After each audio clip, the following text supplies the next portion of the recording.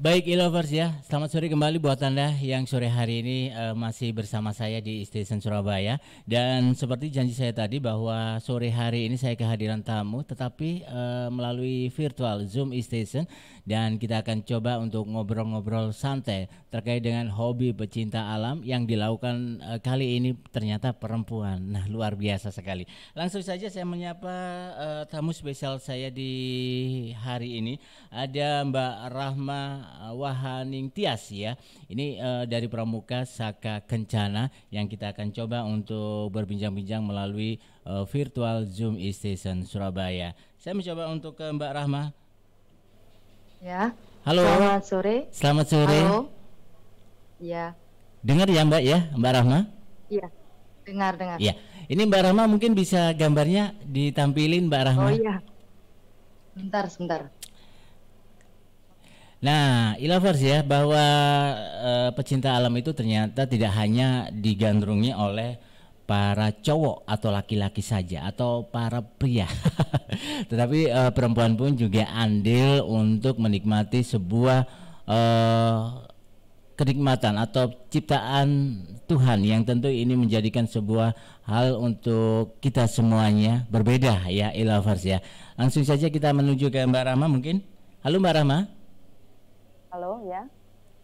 Nah, alhamdulillah. Gimana kabarnya Mbak Rahma ini hari ini? Alhamdulillah luar biasa. Luar biasa.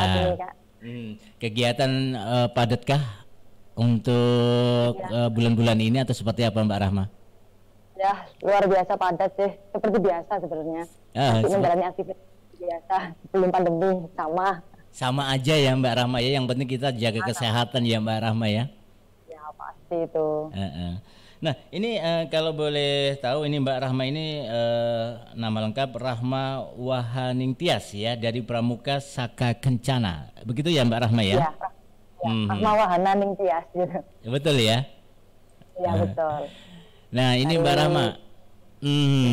Mbak Rahma ini kan cewek nih ya, perempuan. Nah ini suka dengan kegiatan-kegiatan yang biasanya dilakukan oleh cowok tuh ya. Ini gimana nih ceritanya? Mungkin sejak kapan Mbak Rahma ini menggandrungi atau senang, suka, cinta dengan kegiatan pecinta alam? Ini mungkin bisa sedikit cerita dong Mbak buat kita e-lovers yang sekarang ini gitu. Menyaksikan kita gitu Mbak Rahma. Silakan Mbak Rahma. Baik, sebenarnya untuk kegiatan pecinta alam sukanya itu ya mulai dari kecil sih. Karena kan memang dari kecil ini sering diajak oleh orang tua kegiatan kemah-kemah gitu di alam terbuka gitu. Jadi lebih menantang. Jadi saya tertarik untuk ikut atau mendalami dalam kegiatan percintaan alam seperti itu. Jadi dulu sudah, waktu masih TK mungkin, bahkan sebelum sekolah pun juga sudah pernah diajak oleh orang tua untuk kegiatan di luar di alam terbuka itu. Jadi mulai sejak kecil ya Mbak Rahma ya? Iya. Dan muncul kemudian sewaktu sekolah pun sendiri juga diajarkan ya untuk siswa atau murid-murid itu kepada alam semesta, begitu ya Mbak Rahma ya? Iya. Terus dilanjutkan waktu SD itu juga kan ada kegiatan outbound. Nah itu kan outbound kan juga di alam terbuka gitu. Jadi kegiatan-kegiatan yang di luar di alam terbuka yang mengandalkan fisik terutama itu ya pasti. Itu saya suka gitu. Jadi itu yang membuat awal mulanya saya tertarik dengan kegiatan pecintaan alam seperti itu. Nah, kalau boleh tahu nih Mbak Rahma, sebenarnya apa sih Mbak Rahma yang dibutuhkan oleh seorang pecinta alam untuk melakukan untuk bisa menjadi pecinta alam sejati seperti Mbak Rahma ini? Oh gitu. Ini simple sih, cuman ya waktu jalaninya aja yang susah. Ada dua sih, kalau saya ya secara pribadi itu yang harus disiapkan seorang pecinta alam itu ada dua. Yang pertama terkait dengan fisik kita. Jadi kita sebelum kegiatan itu kita melakukan pemanasan dulu, stretching dulu kan, nggak mungkin langsung tiba-tiba naik Gunung Semeru gitu puncaknya nggak bisa. Jadi kita harus latihan dulu kemana kita jogging-jogging dulu atau apa gitu, olahraga-olahraga kecil seperti itu fisik.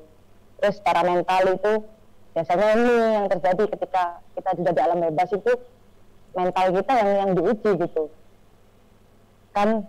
Di alam bebas itu kita nggak boleh egois, ya kan, pengen menang sendiri gitu, memiliki hawa nafsu kita sendiri tanpa memperhatikan teman-teman yang lain atau orang atau lingkungan yang sekitar kita gitu. Harus tetap memperhatikan itu gitu. Jadi fisik sama mental. Terus perlengkapan itu termasuk fisik ya, perlengkapan pada saat pendakian atau pada saat kita berada di alam bebas itu harus benar-benar safety gitu, harus benar-benar lengkap, harus benar-benar aman dan dipastikan sesuai dengan perkiraan kita berapa hari nanti kita di sana gitu. Misalnya 3 hari, berarti kita harus mempersiapkan logistik selama 3 hari itu harus cukup gitu. Secara fisik dan mental itu terutama. Nah, Mbak Rama sendiri kan banyak sekali pengalaman-pengalaman yang tentu ya biasanya yang dilakukan oleh para kaum laki-laki ya, mendaki gunung, dan sejauh ini sudah gunungnya yang sudah pernah didaki ini ada berapa gunung ini Mbak Rama yang pernah dikunjungi oleh Mbak Rama? Kalau gunung ini Belurang itu pernah, terus Panderman itu pernah. Selebihnya tuh ini di Pundak daerah Mojokerto dekat-dekat sini aja sih. Pundak, terus Putuk Siwur itu. Sama apa lagi ya, kalau nggak salah lupa saya. Iya. Kemarin itu terakhir saya di sini di Banyuwangi itu, tapi bukan gunung sih, yang Kawaijen itu. Bukan gunung tapi sebenarnya cuma ya tetap ada pendakiannya itu Kawaijen. Akhir itu di situ. Ya. Tadi disebutkan oleh Mbak Rama persiapan-persiapan apa aja gitu ya yang dibutuhin dalam melakukan pendakian ataupun juga melakukan kegiatan di luar untuk menjadi pecinta alam ini. Diantaranya ada fisik, mental, kemudian perlengkapan yang cukup yang harus dibutuhkan ya.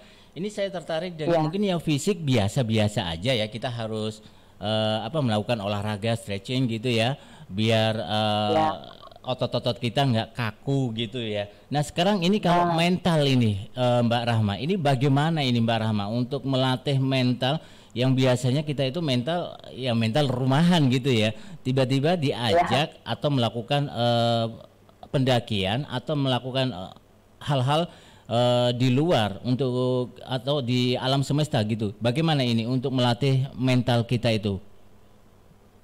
Mental itu kalau kita latih sebelum pada saat, biasanya mental itu terjadi pada saat kita di sana sih. Pada saat kita di lokasi. Kalau sebelum di lokasi itu ini jarang atau susah sekali kan, karena kita nggak merasakan secara langsung gitu. Kalau mental kan biasanya berkaitan dengan perasaan, bisa afeksi kan gitu kan, secara afeksi juga. Jadi biasanya sih ya bagaimana kita mengelola emosi kita gitu. Ketika kita kan kalau pada saat pendakian itu kan nggak mungkin satu orang gitu kan, kita sendiri itu nggak mungkin. Apalagi saya cewek gitu kan, mesti bareng-bareng sama teman-teman yang lain. Nah itu ketika ada miskomunikasi atau ada diskusi itu benar-benar harus dipikirkan matang-matang. Terus kalau misalnya ada perbedaan pendapat itu ya nggak boleh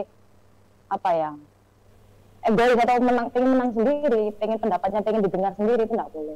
Atau mungkin ada temennya yang misalnya pada saat pendakian itu ada capek ya, kita nggak boleh memaksakan kita harus sampai puncak, nggak boleh kita memaksakan seperti itu. Jadi kita harus bisa kunci utama dalam pendakian itu kan bukan puncaknya gitu loh, bagaimana kebersamaan kita di dalam proses pendakian itu tadi.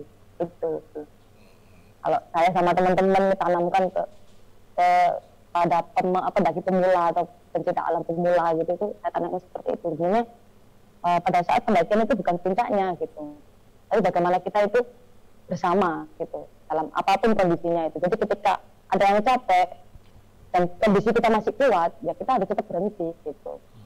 Nggak boleh kita meneruskan perjalanan. Kalau kita ada yang seperti itu, pasti akan kacau nanti. Kan namanya di alam terbuka ya, kita pasti pernah lah mendengar atau mengalaminya terkait dengan hal-hal yang tidak, atau pantangan-pantangan yang tidak boleh dilanggar kan, seperti itu. Nah, kalau Mbak Rahma, ini tadi kan tergelitik juga sini ya saya. Ketika kita menempati sesuatu hal yang baru, ya, tempat yang baru yang mungkin saja belum kita jamah, dan tentu ini mental yang harus kita persiapkan agar mental kita atau diri kita, jiwa kita ini bisa menyatu di alam yang baru itu. Kita nggak boleh neko-neko, begitu ya Mbak Rahma ya? Iya betul. Kita boleh neko-neko itu. Iya. Ini biasanya kalau anak itu atau pecinta alam itu, seseorang pecinta alam yang takut gitu tuh gimana cara melatih biar berani begitu, bagaimana ini Mbak Rahma? Ada pelajaran tersendiri kah? Bisa diulangi ini suaranya agak kecil. Halo? Halo? Iya, silakan Mbak. Ya. Bisa diulangi lagi pertanyaannya? Ya. Ini kan mental ya Mbak ya. Ini biasanya kita itu berada di sebuah tempat yang baru. Ini kan kita nggak boleh neko-neko, atau kita nggak boleh begitu saja melakukan hal-hal yang mungkin saja tidak cocok atau tidak berkenan di alam yang baru itu. Ini bagaimana ini Mbak Rahma untuk melatih para pecinta alam itu agar memang benar-benar harus menyatu di alam yang baru tersebut? Ini bagaimana Mbak? Silakan. Jadi untuk ini ya, bagaimana sikap kita yang seharusnya, ya kita harus, pertama kita harus ya melindungi dulu lah, kita akan masuk di ruang di apa ini, wilayah orang lain gitu, kita nggak pernah ke sana, ya bagaimana kita menghormati aturan-aturan yang ada di sana gitu. Kita nggak boleh apa ya seenaknya sendiri gitu. Kita sebagai pengunjung baru ya harus tetap bisa menyesuaikan diri kita gitu, gak boleh yang namanya meremehkan gitu, meremehkan, bahasanya meremehkan. Ya, pernah ada cerita Mbak Rahma mistis gitu Mbak Rahma di tempat yang baru begitu Mbak Rahma? Ada sih, tapi nggak tahu ya ini. Soalnya teman-teman sendiri itu kalau mistis itu ya pasti pernah ya, cuman kita nggak terlalu dipikirkan gitu. Ada sih. Dan itu selalu terjadi atau seperti apa Mbak Rahma? Nggak selalu terjadi. Itu hal seperti itu tak selalu terjadi, tergantung kitanya. Dan yang terpenting itu adalah kita keluar nuwun terlebih dahulu ya, permisi dulu istilahnya seperti itu ya Mbak Rahma ya. Betul. Dan tetap taat pada aturan-aturan yang ada pada pada lokasi tersebut gitu, yang kita kunjungin. Biasanya gitu sama penduduk setempat, apakah kita meminta bantuan untuk kelonungan dulu juga, atau minta tolong untuk diantarin, atau seperti apa Mbak Rahma yang sering dilakukan? Biasanya sih ketika pada saat pendakian itu kan kita pendaftaran itu di pos awal itu, pos pemberangkatan itu kan, itu sudah dikasih tata tertib, itu sudah kita harus baca, kita harus pahami. Dan yang terutama ini yang namanya pecinta alam, pendaki alam kan juga termasuk pecinta alam gitu kan. Apa yang kita bawa di sana sampai yang kita bawa harus kita bawa turun lagi. Itu syarat yang paling ringan itu. Syarat yang paling ringan itu seperti itu. Kalau menurutnya seperti itu. Jadi sebenarnya sudah ada tata tertib, aturan-aturan yang harus kita taati pada saat kita melakukan pendakian itu sudah ada. Gitu. Ada cerita menarik Mbak Rahma dari pengalamannya Mbak Rahma selama menjadi pecinta alam begitu Mbak Rahma? Ya pengalaman menariknya ya ini bisa mengantarkan teman-teman pemula ini sampai ke puncak pendakian itu tuh seru sekali. Pemula semua. Nah, pernah nggak terjadi antar dampingi ya? Terus gimana Mbak Rahma? Terus? Yang bener-bener didampingi pada saat itu. Secara logistik mereka juga kan masih awam kan. Nah itu mereka bener-bener gitu. Jadi pada saat itu memang bener-bener kebersamaan itu ada. Itu yang saya cari. Mhm. Karena kalau kondisi seperti biasa ketika kita berada di kota atau ketika kita ada di masyarakat itu jarang sekali kita temui hal yang seperti ini gitu. Mhm. Kalau bahasa Jawanya wis atau omah gitu ya Mbak Rahma ya. Ya betul. Eh. Dan mau nggak mau kita harus harus toleransi dengan orang lain. Artinya bahwa di situ ada teman-teman kita harus toleransi, membantu, saling bahu membahu begitu ya Mbak Rahma ya. Betul, ya benar. Jadi kebersamaan itu ada di situ. Pada saat kita melakukan pendakian, melakukan traveling, trekking, hiking gitu, ada itu pasti. Oke. Yang dicari. Ya, Mbak Rahma mungkin gambarnya kembali lagi bisa dihadirkan Mbak Rahma. Baik, bentar. Nah, Mbak Rahma kalau Anda melihat sendiri, mungkin dari generasi ke generasi ini kan terjadi perbedaan ya Mbak ya untuk orang yang melakukan pecinta alam atau melakukan pendakian dan sebagainya. Yang penting berada di alam bebas begitu ya Mbak Rahma. Nah ini dari generasi per generasi atau ke generasi ini apakah ada perkembangan animo yang begitu besar atau terjadi penurunan begitu Mbak Rahma? Kalau dilihat sih jauh ini sih anak-anaknya kan lebih senang main game ya. Lebih senang main game daripada game online terutama. Daripada kita beraktivitas atau berinteraksi secara sosial gitu.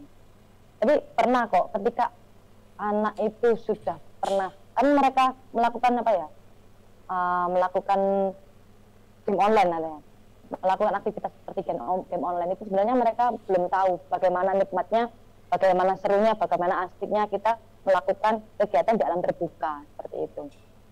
Ada satu waktu itu ada adik didik saya waktu itu ya. Dia sukanya main games, pokoknya sibuk dengan aktivitas gadgetnya waktu itu. Saya coba ajak, ayo coba kita kegiatan di luar 1 kali atau 2 kali gitu. Akhirnya mereka sendiri kecanduan, mereka berangkat sendiri, mereka kegiatan sendiri gitu. Malah lebih banyak pengalaman mereka kalau dikatakan ke gunungnya itu lebih banyak mereka daripada saya gitu. Jadi mereka itu sebenarnya masih belum pernah merasakan gitu. Jadi untuk adik-adik atau generasi yang sekarang ini, cobalah kita harus berani untuk mencoba sesuatu yang baru gitu loh. Apalagi di alam terbuka gitu. Itu pasti sesuatu hal yang menyenangkan. Itu akan menjadi sesuatu yang akan dirindukan pastinya itu pasti itu. Berarti artinya bahwa generasi sekarang ini terlalu banyak main games ya dan untuk berinteraksi dengan alam ini semakin hari semakin berkurang begitu ya Mbak Rahma ya? Semakin berkurang, kurangnya kepedulian gitu loh. Padahal kalau mereka tahu itu bahwa kita itu nggak akan pernah lepas dengan alam gitu. Kehidupan kita nggak akan pernah lepas dengan alam. Semua kebutuhan kita kan ada di sana gitu, bukan hanya di gadget aja gitu. Dan jadi ini kita harus perlu mengenal alam seperti apa gitu. Dan ini bisa menjadi pembelajaran kemandirian begitu ya Mbak Rahma ya? Betul, banyak sekali materi-materi sikap yang kita dapatkan nantinya, ya mandiri, terus kepemimpinan itu juga ada di sana nanti. Pengelolaan emosi itu banyak sekali pokoknya ketika kita bisa berkegiatan di luar di alam terbuka itu banyak sekali sikap-sikap kita yang akan muncul di situ. Bagaimana kita bisa mengelola itu semua. Muncul kemandirian, tiba-tiba yang awalnya manja dan di rumah semuanya serba ada, terus tiba-tiba kita di alam terbuka dengan kondisi terbatas, bagaimana kita bisa mengolahnya itu kan proses berpikir